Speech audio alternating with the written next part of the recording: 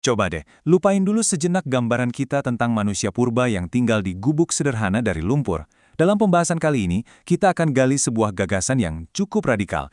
Gimana kalau cetak biru arsitektur pertama manusia itu bukan dibuat cuma untuk bertahan hidup, tapi justru sebuah mahakarya rekayasa kosmik yang super presisi? Nah, kalimat ini tuh kayak tombol reset. Biasanya kan kita mikir zaman batu tuh ya era perjuangan yang primitif. Tapi gimana kalau ternyata ada sebuah kecanggihan, sebuah pengetahuan rekayasa yang dalam yang mungkin sengaja dihilangkan atau terlupakan dari buku sejarah kita? Yuk kita buka pikiran kita buat kemungkinan itu. Ini dia pertanyaan yang bisa mengubah segalanya. Kalau ini benar, artinya dorongan pertama manusia untuk membangun itu bukan cuma soal cari perlindungan, tapi untuk menciptakan sesuatu yang agung yang terhubung dengan alam semesta. Ini bukan lagi soal survival, tapi soal penciptaan yang terencana dan penuh makna sejak hari pertama. Oke, kita masuk ke bagian pertama. Siapa sih sebenarnya arsitek pertama ini? Gagasan yang kita bahas ini menunjuk pada satu figur, bukan cuma sebagai manusia pertama, tapi juga sebagai insinyur dan desainer visioner pertama di planet ini. Di sini, kita bakal coba bedah sampai ke fondasi ilmu bangunan itu sendiri. Menurut gagasan ini, figur yang kita kenal sebagai Adam itu nggak cuma membangun tempat tinggal biasa, tapi ia menggunakan pengetahuan canggih tentang posisi bintang dan prinsip desain yang fundamental banget untuk meletakkan dasar bagi peradaban. Oke, jadi kayak gimana sih wujud cetak biru purbakala ini? Prinsip desain apa yang dipakainya? Yuk kita lihat lebih dekat lagi inti dari desain primordial ini. Coba deh lihat perbedaannya, jauh banget kan? Di sebelah kiri itu persepsi umum kita, kubuk seadanya, tempat berlindung. Tapi di kanan, gagasannya beda total. Sebuah sanktuari, ruang suci yang presisi, yang dirancang bukan cuma buat ditinggali, tapi untuk selaras dengan kosmos. Ini perbedaan yang fundamental. Nah, kuncinya itu ada di konsep geometri sakral. Ini bukan sekedar tentang bikin bangunan bentuk kotak ya. Bentuk kayak kubus itu dipilih karena ada maknanya. Simbol stabilitas, keteraturan, dan kesempurnaan. Tujuannya bukan lagi cuma bikin ruang fungsional, tapi menciptakan sebuah ruang yang berbicara dan harmonis dengan tatanan alam semesta. Bahkan pilihan materialnya aja tuh ada ceritanya loh. Kita mungkin mikir, oh pakai batu mentah dan tanah liat itu karena teknologinya terbatas. Tapi gagasan ini justru membaliknya. Itu adalah sebuah pilihan sadar, sebuah pernyataan untuk tidak menaklukkan alam, tapi untuk membangun selaras dengannya. Sekarang, kita masuk ke bagian yang lebih teknis. Siap-siap ya, karena ini akan mengungkap sesuatu yang bisa kita sebut sebagai rekayasa kosmik yang hilang.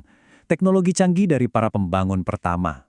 Jadi, teknologi ini tuh berdiri di atas 3 pilar yang luar biasa. Pertama, penjejaran dengan bintang yang sangat presisi. Kedua, teknik fondasi yang super canggih. Dan ketiga, penguasaan manajemen air. Masing-masing pilar ini aja kalau kita pikir-pikir udah cukup buat menggoyang gagasan kita tentang teknologi primitif. Yuk, kita dalami pilar yang pertama, penjejaran bintang. Coba bayangin ini deh, bangunan pertama itu bukanlah struktur yang pasif. Dengan diselaraskan ke utara magnetis dan titik balik matahari, bangunan itu jadi semacam jam dan kalender kosmik raksasa. Dia secara aktif berdialog dengan langit, menandai alur waktu dan musim. Keren banget kan? Dan mungkin ini yang paling bikin kaget. Di dalam proporsi dinding-dinding pertama ini, ternyata tertanam rasio matematika yang kompleks. Ini jelas bukan lagi soal asal bangun atau coba-coba. Ini adalah bukti kecerdasan matematis yang secara langsung membantah label primitif yang selama ini kita lekatkan pada mereka.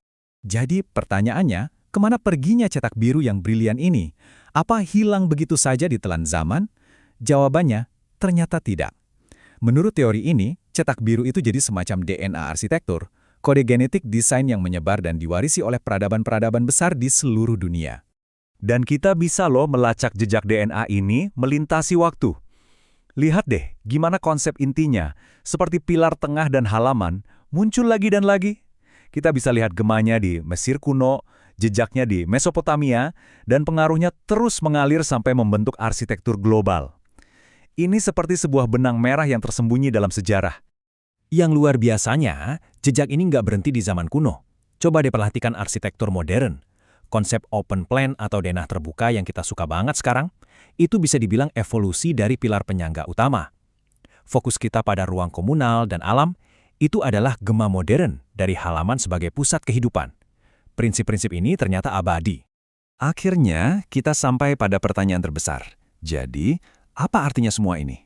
apa sih makna sesungguhnya dari warisan fondasi pertama ini bagi kita sebagai umat manusia? Kutipan ini, wah, benar-benar menangkap esensinya. Coba pikirin deh dampaknya. Satu bangunan permanen ini berfungsi seperti sebuah jangkar.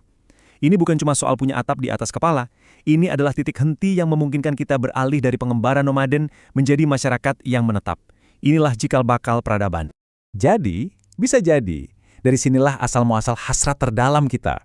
Dorongan untuk membangun sesuatu yang abadi, untuk meninggalkan jejak yang melampaui usia kita, itu mungkin lahir dari fokus sanktuari pertama ini pada konsep keabadian. Nah, sebagai penutup, saya mau tinggalkan Anda dengan pertanyaan ini untuk direnungkan.